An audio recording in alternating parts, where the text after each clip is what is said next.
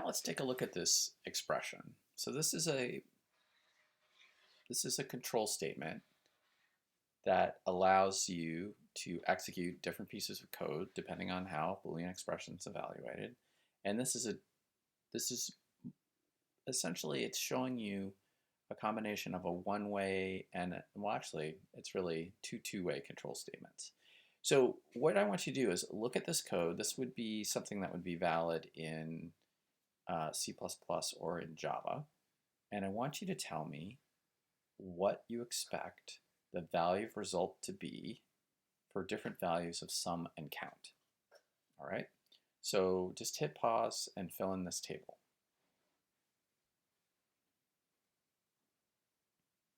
Okay, so let's try executing this code to see what happens. All right, so first of all, if sum is equal to 0 and we have sum with a value of 0 and count with a value of 0, what are we going to get for output? Well, if sum is equal to 0, it means we're going to execute this next line of code. If count is equal to 0, result equals 0. Well, count is equal to 0, so the result, the first result we're going to record is result having the value of 0.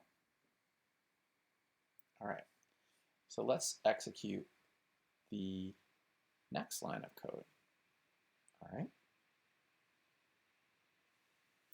So if sum is equal to 0,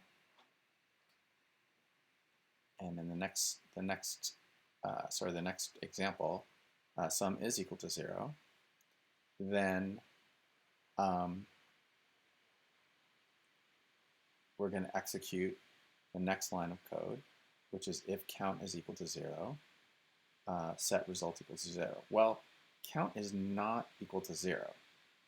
So this if statement does not hold true, so we won't execute this result equal to 0. Now the question is, what happens next?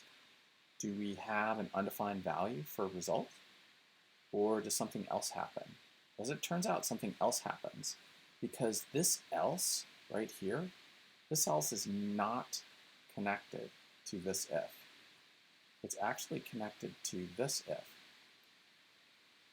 When you have an else statement, it's connected immediately to the previous if statement unless you've done something to indicate blocks of code, which we haven't here. I've used indentation to try to indicate what my preference is, that the else statement be linked to the outer if statement. But Java and C++ will ignore that and will connect else to the nearest if statement preceding the else. And so the result is going to be set equal to 1. So now how about the next line of code?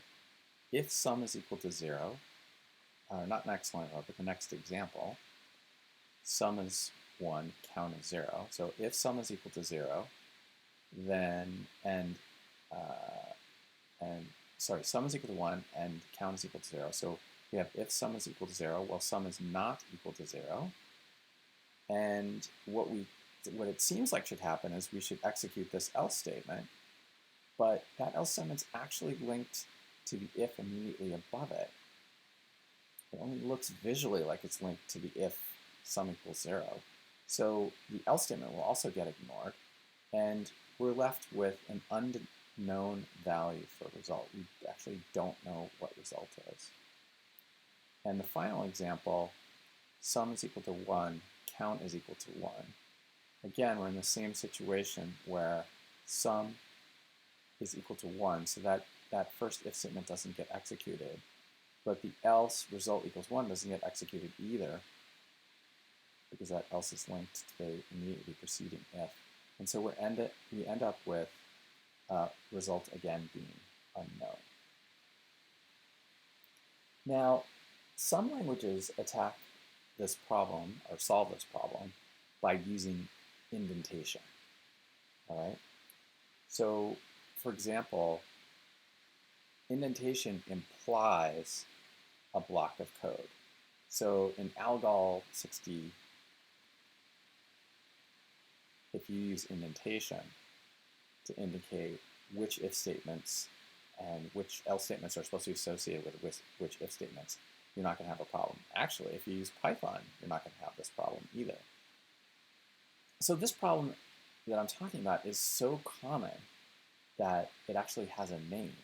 It's called the dangling else problem.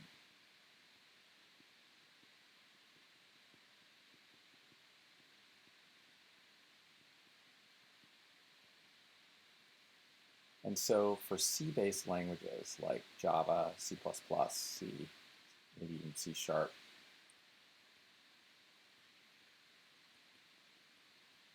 they have this dangling else problem. So how do you solve this? Well, the way you solve this is you use blocks of code. So let's rewrite this using a block of code. So if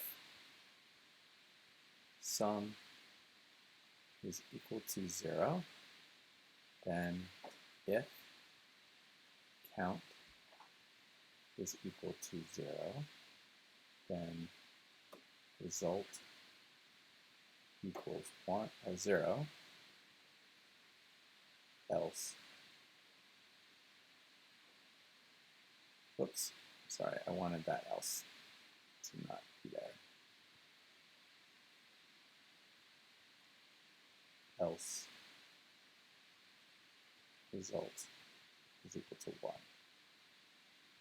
So now, if sum is equal to 0, we're going to have, and count is equal to 0, we're going to have result being set to 0. If sum is equal to 1 in any situation, if sum is equal to 1, we'll have result equal to 1. And then we just have one kind of unknown, which is if sum is equal to 0 and count is equal to 1 instead of 0, we have an unknown value for the result. But that is why whenever I teach the freshmen about control flow and if statements, I always use blocks to block off chunks of code inside the if statements. Even if I have a single line of code, I always use blocks. You don't have to do that in Java if you don't want to, but if you forget to do that, you can end up with the dangling else problem. All right. Some languages provide compound statements automatically. So what I mean by compound statements are blocks of code automatically. And so most of you are familiar with Python, and that definitely occurs in Python. But there's other languages that it happens in as well. Let's take a look at one or two examples of that.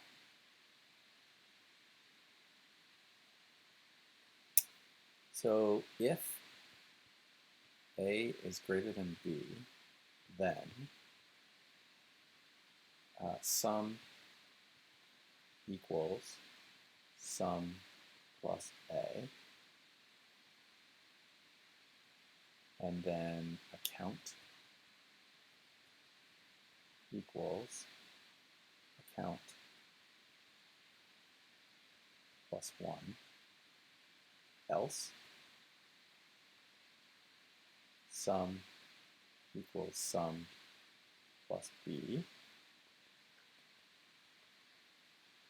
and B count equals B count plus 1, and then end it. So this is Ada. I was writing account, but it's really A count. So A count, B count, and B count. Okay, now if you were to try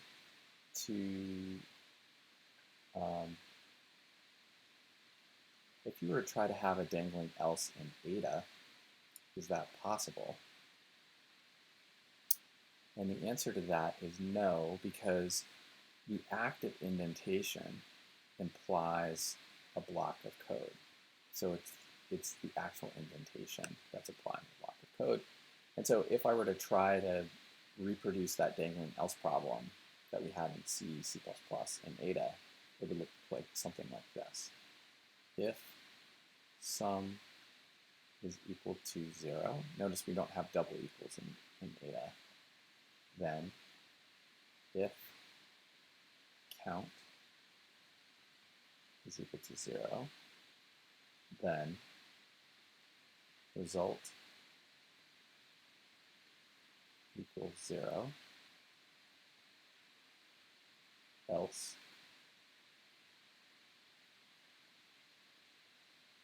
let's see. So then result equals 0, and then we wanted that, and then, okay.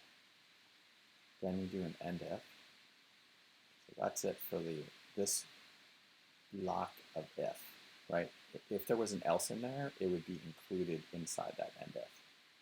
All right, and then we're going to say else result equals 1. And then end if. All right, so that's how Ada would attack the dangling else problem that you have in C, C++, and Java.